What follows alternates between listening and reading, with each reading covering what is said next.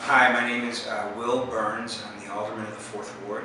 I was elected to office in 2011 and running for re-election now.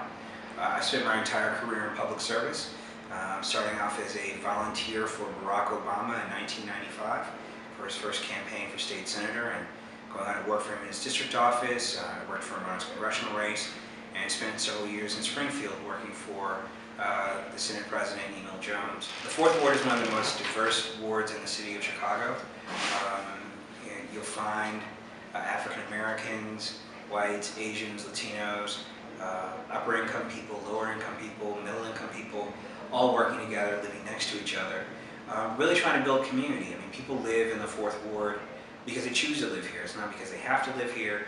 It's because they share the value of living in a diverse community and trying to work together to build something that's really unique in the city of Chicago. So I've always been happy to live in and around the 4th Ward, and I'm really honored to serve as the Alderman of the 4th Ward to help do the things that I think reflect on those values. So, for example, in a number of the housing developments that are happening in Hyde Park, we've made sure to include affordable housing on site so that as the community improves, it doesn't lead to displacement. We've also made sure that there's community hiring so that people who live in the community find permanent jobs and construction jobs so that they can afford to stay in the community. And I'm really excited about the fact that we're going to have a $13 an hour minimum wage in the city of Chicago, which again helps maintain the diversity of our city, the diversity of our neighborhoods, and gives people what they deserve for working hard every day. Education is a very important issue here in the city and obviously in the 4th Ward. As you know, a number of schools were closed, or a number of school actions in 2013 in the 4th Ward had some schools that were part of those school actions.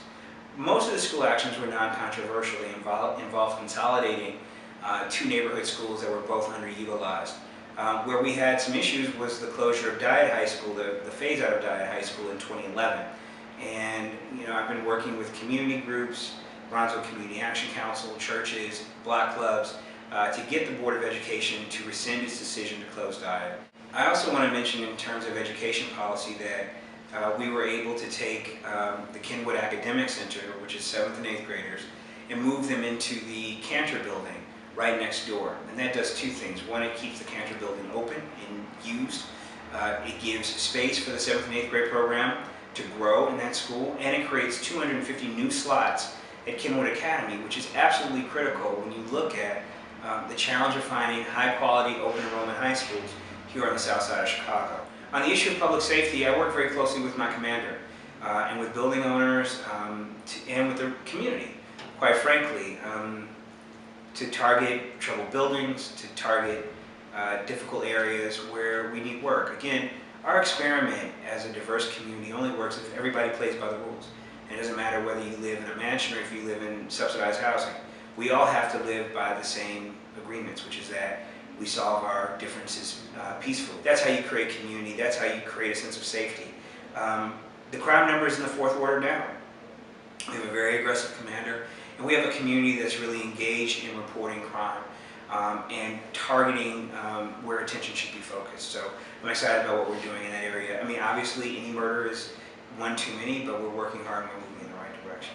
So the 4th Ward's boundaries changed as a consequence of the 2011 remap. So I'm excited to spend time at Printers Road, Dearborn Park, South Loop Neighbors meetings, and getting to know folks. And I think many of the folks who live in the South Loop share the same values as folks who live in other parts of the 4th Ward, which is you value diversity, you value being part of the city, you value transparency and openness, and you want your neighborhood to have the same things as any other neighborhood in the city, and that's what I'm committed to doing as Alderman of the 4th Ward. When I look at the 4th Ward, when I drive around every day and I look at what's happened, I see a change.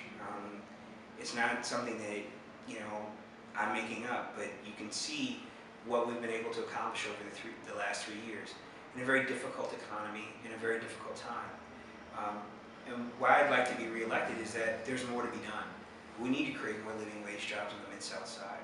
We have to continue improving our public schools so that people, when they move to the Mid-South Side, want to stay on the Mid-South Side. We have more to do in terms of public safety.